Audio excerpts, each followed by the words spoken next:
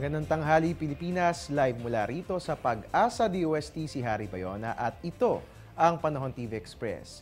Para bigyang gabay ang ating mga botante sa darating na Lunes, inilabas po ng Pag-asa ang Special Weather Outlook for Barangay Elections.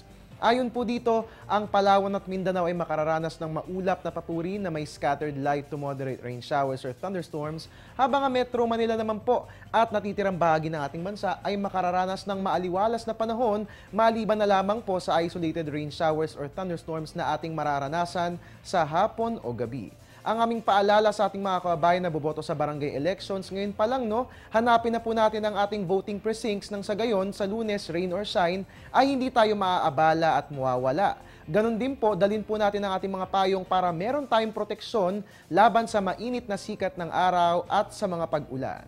At yan nga po ang special weather outlook ng Pag-asa para sa barangay election sa darating na Lunes. Magbabalik ang Panahon TV Express makalipas ang isang paalala.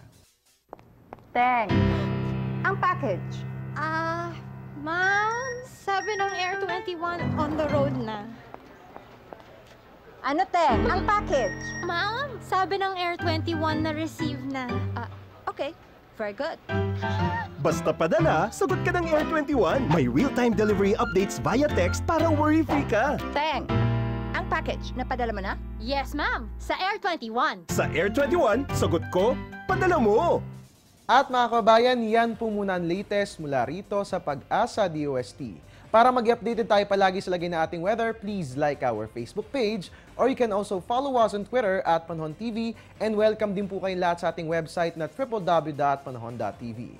Antabayanan po ang susunod na weather update ni Weather Lover Amor La Rosa mamayang alauna ng tanghali. Dito lamang po yan sa Panahon TV Express kung saan walang pinipiling panahon ang pagbibigay impormasyon. Inyo nga pong nakasama ang inyong weatherman, Harry Bayona, nagpapaalalang tiwala lang, may tamang panahon ang bawat pagkakataon. Magandang tanghali sa inyong lahat.